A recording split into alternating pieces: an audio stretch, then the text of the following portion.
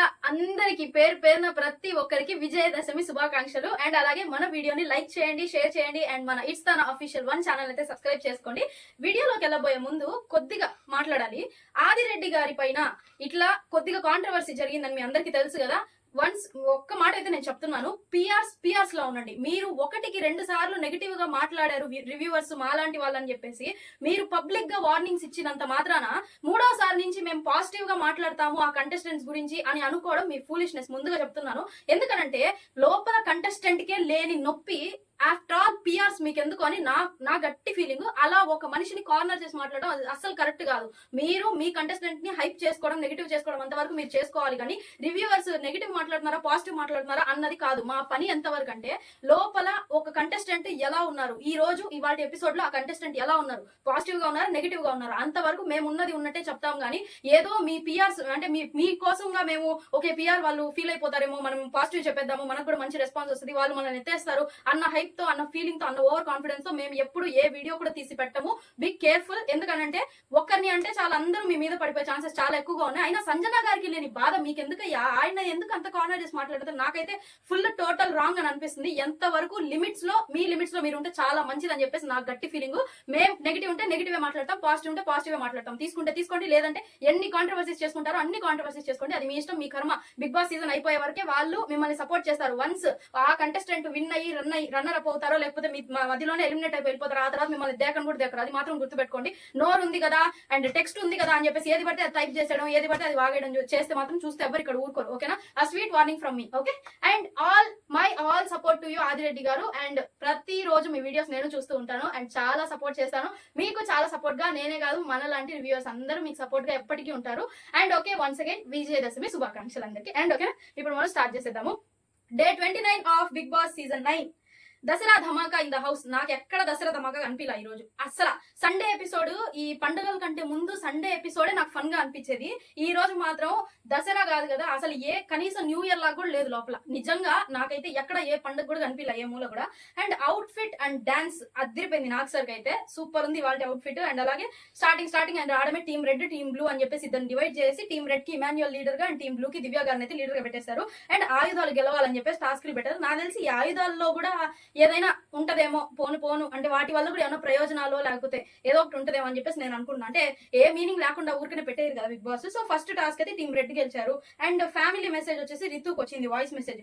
అదేంటో రితు ఏడుస్తుంది కానీ కన్నీళ్ళు మాత్రం రావు. అదేంటో నాకు అర్థమే కాదు. ఇప్పుడు ఒకవేళ నేను ఏడ్చాను అనుకోండి, సంబంధం లేకుండా నేను ఏడ్చినా కూడా నా కంట్లో నీళ్ళు వచ్చేస్తుంటాయి. ఇక్కడే ఉంటాయి నీళ్లు, ఊరికనే ఇట్లా ఏడిస్తే చాలా వచ్చేస్తా ఉంటాయి. కానీ ఆ అమ్మాయి పాపం కన్నీళ్లు రా రా రా రా అంటున్నా కూడా ఆ అమ్మాయి కన్నీళ్ళు అయితే అస్సలు రావడమే లేదు. అదేంటో మరి ఘోరంగా. చాలా టాలెంటెడ్ పర్సన్ రితు ఆ విషయంలో మాత్రం. అండ్ అలాగే ఫస్ట్ సేవ్ అయిన పర్సన్ కూడా రితునే. ఓకే, ఇవాళ అనుకునింది అబ్బా నేను బతికిపోయాను రా దేవుడా అని చెప్పేసి. ఇంకా చూద్దాం వచ్చే వారం బతకద్దో వెళ్ళిపోద్దు. And next Harika, Dethadi Harika performance అయితే ఇరగ తీసేసి వెళ్ళిపోయింది డాన్స్ మాత్రం. అండ్ ఆడియన్స్ కోసం ఆస్క్ బీబీ అని పెట్టారంట. అందులో ఆడియన్స్ వీళ్ళ కంటెస్టెంట్స్ అందరికి ఒక క్వశ్చన్ అయితే పాస్ చేశారు, 1 or 2 క్వశ్చన్స్ అయితే పాస్ చేశారు. అండ్ దాన్ని నాకు సార్ ఒక్కొక్కరిని అడుగుతూ ఉంటే నాకైతే అన్ని రీజన్స్ అయితే కొద్దిగా సిల్లిగా అనిపించాయి.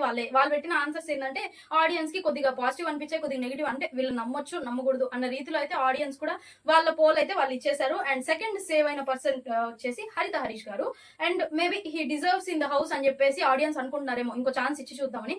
కానీ ప్రతి వారం ఆయనకి ఇంకో ఛాన్స్ ఇద్దాం అని అనుకుంటూ పోతుంటే ఆయన ఏంటంటే జనాలు బాగా నెడుతున్నారులే చాలు, మనం టాప్ 5 దాకా వెళ్తే చాలు, లేదా 10th వీక్ క్రాస్ అయ్యేదాకా చాలు, ఎందుకంటే వాళ్ళ వైఫ్ ని అంటే ఫ్యామిలీ లోపలికి వచ్చే వరకు మనం సర్వైవ్ అయితే చాలు అన్న రీతిలో కూడా మనిషి సర్వైవ్ అవుతూ ఉండొచ్చు హౌస్ లో. మేబీ అది కూడా చూసుకొని ఓట్స్ చేస్తే బెటర్ ఏమో. And star boy Siddhu arrived on stage వచ్చేసాడు, డీజే టిల్లు. అండ్ అలాగే ఆయనతో పాటు ఆయన టీమ్ ని హీరోయిన్స్ ఇద్దరిని అండ్ యాజ్ విత్ డైరెక్టర్ గారు వచ్చేసారు. అదే తెలుసు కదా మూవీ ప్రమోషన్స్ కి. అండ్ ట్రయాంగిల్ లవ్ స్టోరీ గురించి అయితే చెప్పేశారు ఇక్కడ దివ్య, రితు, కళ్యాణ్, రామ్ అంట. నాకు ఇది ఎలా అనిపిస్తుంది అంటే నిన్ను కోరి మూవీలో ఈయన నాని గారు అండ్ నివేద థామస్ వాళ్ళు యుఎస్ లో ఉన్నప్పుడు నివేద హీరోయిన్ వాళ్ళ ఫాదర్ వస్తారు కదా, వాళ్ళు వచ్చినప్పుడు ఒక షాపింగ్ మాల్ లో నా ఫ్రెండ్ వీళ్ళు అని చెప్పేసి హమ్ ఆప్కే హై కౌన్ ఇట్లా వీళ్ళు ఇద్దరు విడిపోతే వీళ్ళని పెళ్లి చేసుకొని పిల్లలు పుట్టినప్పుడు అలా కొద్దిగా కన్ఫ్యూజింగ్ గా అనిపించింది. కానీ దివ్య ఫుల్ క్లారిటీతో అయితే చెప్పేసింది. అక్కడ మాత్రం రితు మధ్యలో పెట్టేసి ఇటు కళ్యాణ్ ఇటు పవన్ వీళ్ళిద్దరు బాగున్నారు. ఓకే, రితు ఫస్ట్ వచ్చేసి కళ్యాణ్ రితు బాగున్నారు. ఎప్పుడైతే పవన్ ఎంటర్ అయ్యాడో ఇంకా కళ్యాణ్ని దేకడం మానేసింది రితు. సో ఏంటంటే కళ్యాణ్ తనుజ వైపు వెళ్ళిపోయాడంట. తనుజ దగ్గరికి వెళ్ళిపోయేసరికి తనుజ అసలు ఆయనకు అనుకూలంగా రెస్పాండ్ అవ్వట్లేదని చెప్పేసి ఇంకా తనుజను వదిలేసి మళ్ళీ రితు దగ్గరికి వెళ్ళిపోయాడంట. ఇక్కడ ట్రయాంగిల్ టు స్క్వేర్ నుంచి మళ్ళీ ట్రయాంగిల్ అయిపోయిందని చెప్పేసి దివ్య ఒక క్లారిటీతో ఆవిడైతే చెప్పేశారు. అండ్ సెకండ్ టాస్క్ వచ్చేసి కలిసి ఉందాంరా. రెడ్ టీమ్ అయితే విన్నర్ అయిపోయారు ఈ టాస్క్ లో. అండ్ నెక్స్ట్ ఆయుధం తీసుకున్నాడు ఇమాన్యుయల్. అండ్ హరీష్ గారికి లెటర్ వచ్చింది ఫ్యామిలీతో. అంటే ఒక్కో టాస్క్ విన్ అయినప్పుడు వాళ్ళ గ్రూప్ లో ఒక్కొక్క పర్సన్ కి ఇట్లా ఫ్యామిలీ నుంచి ఆడియో మెసేజా లేకపోతే ఫోటోనా ఏంటి అన్నది మనకి ఆల్రెడీ డిస్కంటిన్యూ అయినది. ఇవాళ ఎపిసోడ్ అయితే కంటిన్యూ చేశారు. అండ్ నెక్స్ట్ తెలుసు కదా టీమ్ అయితే హౌస్ లోకి వెళ్ళి వాళ్ళ చేత అయితే బతుకమ్మ చేపించి ఇది 2 టీమ్స్ గా ఉన్నాయి కదా, ఆ 2 టీమ్స్ కి బతుకమ్మ చేపించారు. అండ్ ఇందులో వచ్చేసి team blue is the winner. బాగా చేశారు వాళ్ళు, నిజంగా నాకు కూడా నచ్చింది. అండ్ వీళ్ళు మాత్రం ఒక కొద్దిగా బొకే లాగా చేశారని చెప్పి సిద్ధు చెప్పాడు, కానీ అంతకంటే ఘోరంగా చేశారు, నాకైతే నచ్చలేదు. అండ్ అలాగే దివ్య ఆయుధం తీసుకునింది. అండ్ సంజన అయితే సెలెక్ట్ చేశారు. వాయిస్ నోట్ వచ్చింది. మేబీ ఆవిడ ఫోటో అడుగుంటే బాగుండేమో నాకు అనిపించింది. నాకు సార్ కూడా అదే చెప్పారు, ఎందుకంటే ఆవిడ ఎక్స్పెక్ట్ చేసింది వాళ్ళ హస్బెండ్ మాట్లాడతారేమో అని, కానీ వేరే వాళ్ళ బ్రదర్ ఎవరో మాట్లాడారు. సో ఏమో కొద్దిగా డిసప్పాయింట్ అయ్యాను. అండ్ ఆ తర్వాత సింగింగ్ పర్ఫార్మెన్స్ బై అనిరుద్, శృతి. నిన్న లిప్సిక అనుకున్నాను నేను, శృతి అంట. అండ్ ధనుంజయ్ గారు నాకు నిజంగా కనిపించలేదు. ధనుంజయ్ గారు వచ్చారు. అండ్ సాహితి, నేను అన్నాం కదా సాహితి ఉన్నట్టుందని, సాహితి కూడా వచ్చింది. అండ్ ఈ నలుగురు అయితే పర్ఫార్మెన్స్ అద్దరు కొట్టేసి చింపేశారు. And next task BB continue చేశారు. అండ్ అలాగే ఇవాళ ఆడియన్స్ ఇచ్చిన స్కోర్స్ లో హైయెస్ట్ గా వచ్చింది ఇమాన్యుయల్ కి, కాబట్టి 91% స్కోర్ తో ఇమాన్యుయల్ అయితే గెలిచేశాడు. కిరీటం పెట్టేశారు ఇమాన్యుయల్ కి. అండ్ థర్డ్ సేఫ్ అయిన పర్సన్ అయితే రాము అయితే సేవ్ అయిపోయాడు. థగ్ ఆఫ్ వార్ అని చెప్పేసి ఒక బాయ్స్ కి మాత్రమే ఒక టాస్క్ పెట్టారు. అండ్ ఫస్ట్ రౌండ్ లో భరణి గారు, సెకండ్ రౌండ్ లో పవన్, అండ్ థర్డ్ రౌండ్ లో కళ్యాణ్. ఈ ముగ్గురు గెలిచారు. అండ్ ఇక్కడ ఏంటంటే పవన్ వెళ్ళేసి గిఫ్ట్ వచ్చింది వాళ్ళ టీమ్స్ లో అమ్మాయిలకి ఇవ్వాలి అని చెప్పేసి చెప్పారు నాకు సార్. చెప్తే పవన్ వచ్చేసి వెళ్ళి రితుకి ఇచ్చాడు. ఎక్స్పెక్టెడ్ ఇచ్చినప్పుడు అమ్మాయి అని చెప్పేసి ఊరికనే తీసి పెట్టేసుకునింది. ఇంకా నాకు సార్ ఏంటమ్మా గిఫ్ట్ ని అలా తీసుకుంటారంటే ఇంకా పవన్ క్లారిటీ ఇచ్చాడు. ఇక్కడ ఏం జరిగిందంటే ఒకనొక టైంలో శ్రీజ పవన్ కి చెప్పిందంట, వాళ్ళు నిన్ను కంటెంట్ కోసం యూజ్ చేస్తున్నట్టున్నారు అని చెప్పేసి శ్రీజ చెప్తే పవన్ కి తెలుసులే అని చెప్పాడంట. అది నాకు సార్ చెప్పారు. అది చెప్పిన దానికి ఈ అమ్మాయి వచ్చేసి హట్ అయిపోయింది. అలా ఎలా చెప్తావు నువ్వు, తెలుసులే అది ఇది అని చెప్పేసి, నీకంటూ క్లారిటీ లేదా మన రిలేషన్ గురించి అని చెప్పేసి కొద్దిగా రితు డిసప్పాయింట్ అయ్యి హట్ అయిందని చెప్పేసి పవన్ క్లారిటీ ఇచ్చాడు. నాకు అలాంటిది ఏం లేదు, నాకు తన మీద ఎఫెక్షన్ నేను చూపిస్తూనే ఉన్నాను అని చెప్పేసి. వీళ్ళ ఫ్యామిలీ నుంచి మెసేజ్లు వస్తున్నా రితుకి పదే వాళ్ళ అమ్మగారు ఆ వాయిస్ మెసేజ్ లో చెప్పారు, నువ్వు ఎన్నో దాటుకొని వచ్చావు, చాలా కష్టాలు పడ్డావు, ఇప్పుడైనా సరే ఒక్కరి కోసం నీ గేమ్ నువ్వు ఆడదు, నీ కోసం నువ్వు ఆడని చెప్పిన. మళ్ళీ సిగ్గు లేకుండా మళ్ళీ ఎపిసోడ్ ముందు ఆయనతో పోయి ముచ్చట్లు బ్రేక్ టైంలో మొత్తం చూస్తున్నారు జనాలు, అందరూ చూస్తున్నారు. మొత్తం జనాలు ఏం పిచ్చోళ్ళు కాదు, కానీ చూసుకొని ఓట్లేయండి, ఇంతవరకు నేను చెప్పగలను. అండ్ అలాగే ఈ రౌండ్ లో అయితే team red or winner again. And demon కి వాయిస్ నోట్ వచ్చింది వాళ్ళ ఫాదర్ నుంచి.